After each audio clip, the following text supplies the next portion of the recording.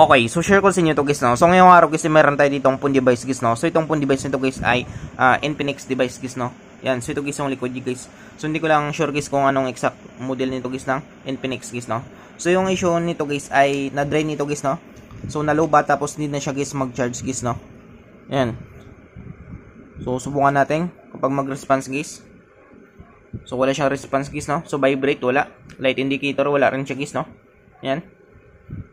So, ang gagawin natin dito guys, ay bubuksan natin ito guys, no? Para ma-check natin guys yung problem nito guys. Ayan. So, sira na rin pala guys yung SIM tray nito guys. So, ang gagawin natin ay bubuksan natin ito. So, para mabuksan natin guys, una natin gagawin, tanggalin natin guys yung SIM tray nito guys, no?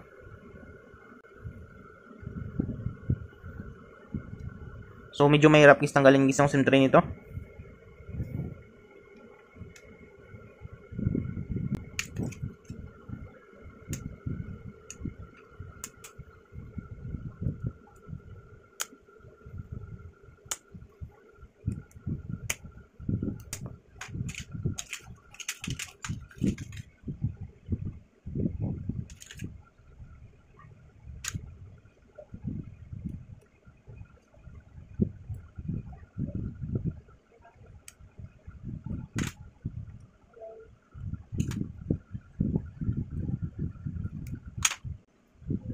So, ayan siya guys, no? So, natanggal natin guys. So, meron pa siyang isang SIM. So, tabi lang natin yan. So, para mabuksan natin ito guys, yung unit nito guys, pwede kayong gumamit dito guys ng maninipis nyo guys na pang opening tools nyo guys, no? So, sa akin guys, try natin guys kuko guys, no? Yan. So, simulan natin.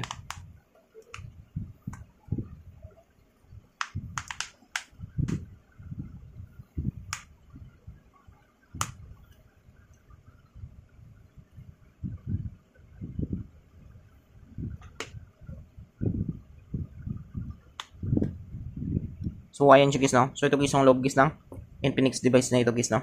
So, tabi lang natin yan. So, sunod natin dito guys ay bubuksan natin ito guys.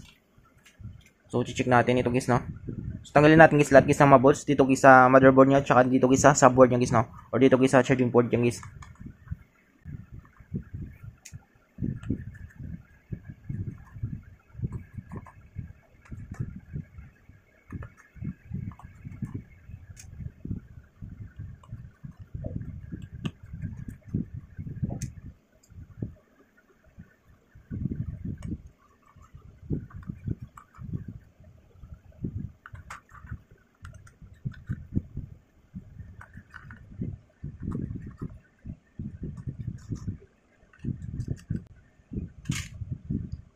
So, ayan siya guys. So, natanggal natin guys.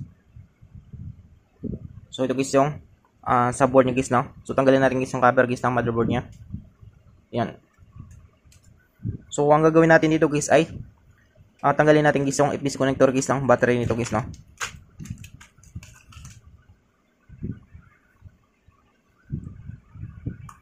Yan. So, dating guys ay titest natin guys yung charging board nito guys, no? So, nag-red nito. So, ibig sabihin guys nabasa ito guys. So, check natin ito guys. So, goods naman siya guys, no? Wala naman siyang ano guys, basa dito. So, try natin guys, i-test natin guys yung ano nito. Test natin guys yung subboard nito or yung charging board nito guys. So, lagyan natin guys ng voltage guys, no? Kapag meron siyang ma-reading guys na voltage guys. Yan. So, try natin. So, titest natin guys, no? So, para matest natin guys, gagamit tayo dito guys ng digital multimeter natin guys, no? Yan. So, magsaset tayo dito guys ng DC guys, no? Direct current voltage guys o DCV guys. Yan. So, dating guys, kailangan meron tayo dito masukat guys na 5 volts guys, no? Or 4.9, 4.8, ganyan. So, test natin. Yan. So, meron siyang ano guys, na voltage guys, 4.9. So, ibig sabihin guys, ay goods guys yung charging board niya guys, no? Or yung charging pin niya guys, or charging port niya guys, no? Yan. So, mga ano nyo guys, meron siyang reading guys na 4.9 guys, no? So, meron siyang pumapasok guys na voltage guys, no? Na 5 volts guys. 4.9 na sa 5 volts na rin yun siya guys. So, tanggalin natin guys, no? Yan. So, dating guys, test natin guys yung battery nito. So, sa taas guys yung positive, sa baba daw guys yung negative guys, no? Base dito guys sa dito guys sa guide guys, no. So subukan natin guys. So direct current voltage pa rin tayo guys, no. So kunin natin guys yung ano nito. So dapat guys meron siyang ano nito guys, no. Meron siyang nasa 3 point something guys, no. 3.7, 3.8 ganyan. So test natin sa taas daw guys yung positive, tapos yung negative guys ay sa baba guys, no. So yan 3.7 guys. So possible guys na drain guys yung battery nito guys, no. Yan. So kung makita naman yung guys 3.7 guys, no. So ang gagawin natin dito ay try natin guys i-battery shock ito. Subukan natin guys kapag mabuhay guys, no. So ano pala ito siya guys, Infinix. So pang Infinix guys yung gagamitin natin guys na pang battery activator guys, no. So i-activate lang natin guys yung battery nito guys. So possible kasi guys na na-drain talaga guys yung battery nito guys, no. Yan.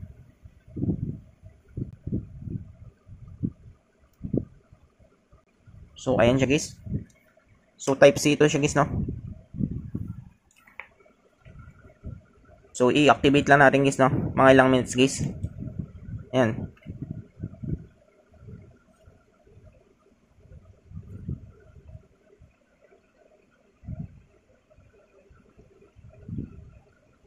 So ayan siya guys. So antayin lang natin guys mga ilang minutes guys, no. Subukan natin guys kung mabuhay siya guys. So okay na yun siya guys. So forward na natin. Ayan. So subukan natin guys, no.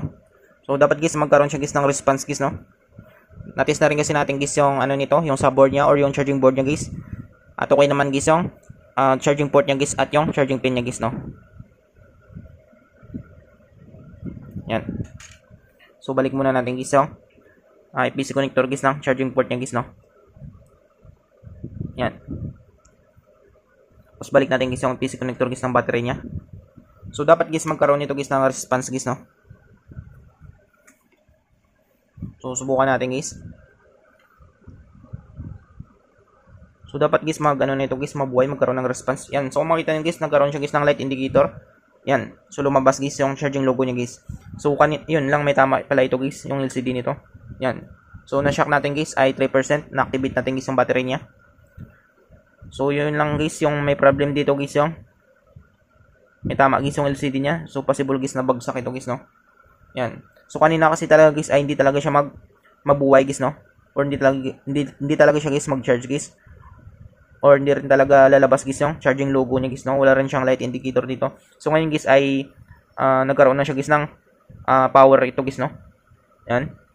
So goods naman guys, na-test natin guys yung charging board niya. Meron siyang 5 volts. Ibig sabihin guys ay goods ito guys, no. So na-overdrain lang talaga guys yung battery nito guys. Ayan. So ganun lang guys, no, kung paano natin guys matest guys. So kapag ayaw mag-charge guys, i-tester niyo muna guys yung charging board guys or sa board niya guys, no. Ayan. So pag meron kayong mano guys na no, meron kayong ma-reading guys na 5 volts, ibig sabihin guys ay goods guys yung charging board niya guys, no, or yung charging pin nito guys. Ayan. So, I hope guys na makatulong sa inyo itong video tutorial natin. Sa mga bago lang sa ating channel guys, no? Huwag natin kalimutan guys, i-click guys yung subscribe at yung notification bell button para ma-update ko kayo guys sa susunod natin guys na video tutorial. Thank you guys and God bless sa lahat.